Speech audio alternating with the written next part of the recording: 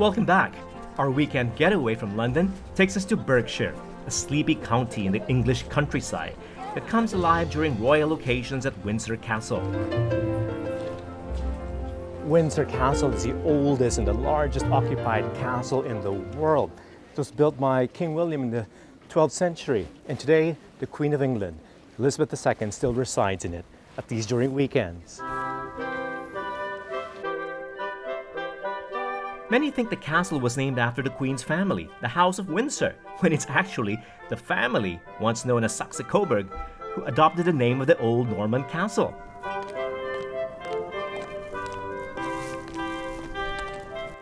You won't see any of the Windsors, however, even when the Queen is in residence, though the area open to visitors covers the grounds around St. George's Chapel, a gorgeously decorated Gothic church where you're more likely to come across members of the royal family on those rare occasions when the public is invited to witness a state visit or royal celebration.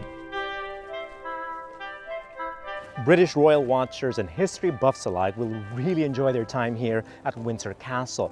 As for my favorite highlight of the tour, it's this one behind me, St. George's Chapel. Many will remember it as a place where Prince Harry and Meghan Markle wed, but it's actually much more significant than that. Filming inside the royal chapel is prohibited, but at least we can rely on footage of the wedding to give us an idea of how spectacular St. George's looks inside. Apart from these rare events, there's not much else to do here except maybe watch the royal guards. So that's why we're heading out to the city of Bath instead.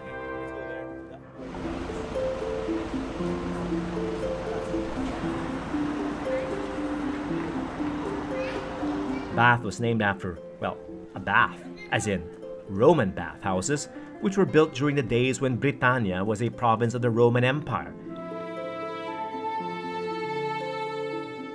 And this part of England, known as Aquae Sulis, or the Waters of Sul, was a popular spa town with thermal springs and bathhouses, the grandest of which has been preserved as a historical landmark and tourist attraction. After peaking during the Roman Empire, the resort town of Bath virtually disappeared from the map, the tourist map, but only to be revived by another empire, the British Empire, under Queen Anne.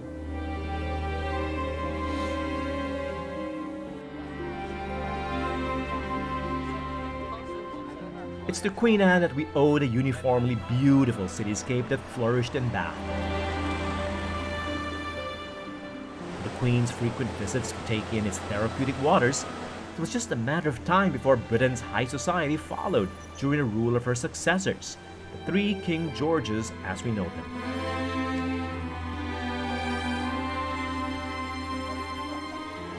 The aristocrats' holiday mansions built in the Georgian style of the day make Bath the foremost example of this distinctly British architectural manner.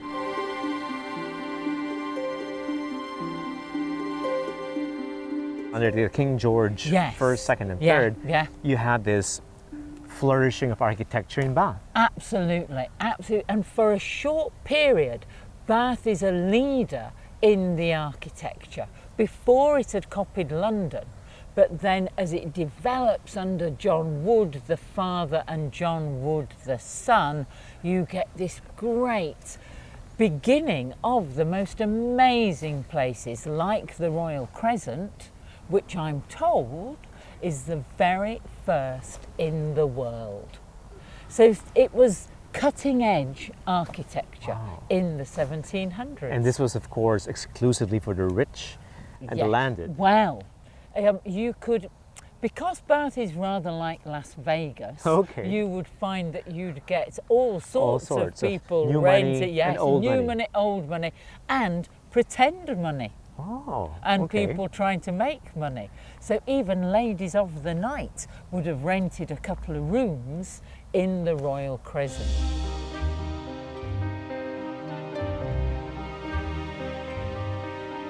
Bath today is a UNESCO World Heritage Site, which means many of the Georgian mansions have been preserved, with some of the most gorgeous ones located on the Circus.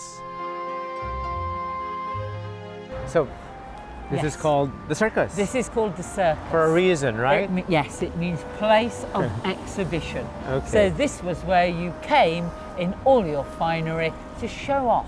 But what was the logic behind the semicircular design?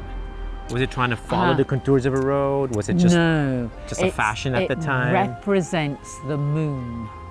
John Wood the elder, he was fascinated by stone circles, prehistoric stone circles. Like Stonehenge? Like Stonehenge. And he believed they were built by the Druids. Everyone did in the 1700s. And he believed the first Druid was here. And In Bath? In Bath.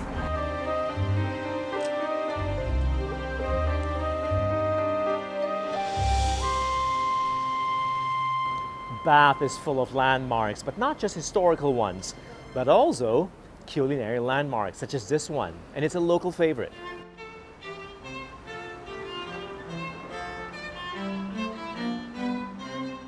Restaurants like Clayton's Kitchen in downtown Bath have been attracting a different kind of visitor to the city. Weekenders were just as interested in sampling modern British cuisine as they are in exploring traditional British art history.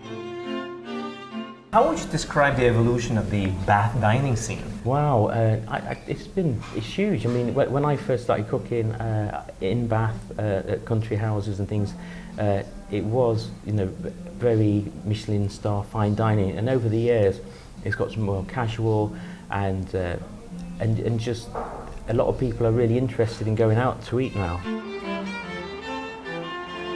Helmed by chef Robert Clayton, who earned his first Michelin star when he was just 25, the restaurant offers a creative take on some familiar local favorites.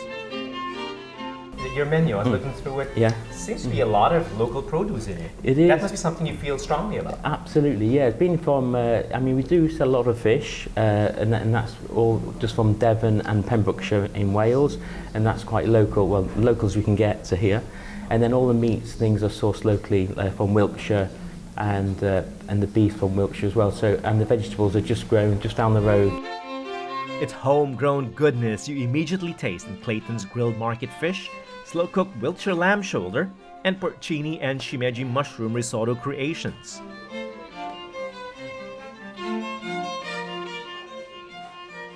Fresher, healthier, and lighter cuisine. Well, except for the puddings, that British word for desserts, which I just couldn't help but order.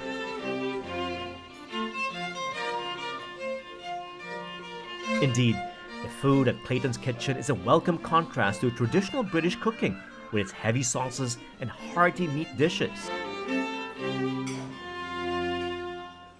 Like those they still serve at another Bath institution, Sally Lunn's, established in 1680 in what is also the city's oldest house still standing.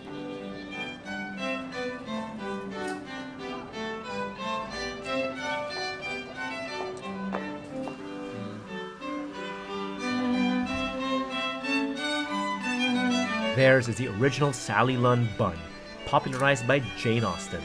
A huge soft bun with meat filling, a recipe that's been replicated all over the world, but traced to the kitchen of this 15th century building.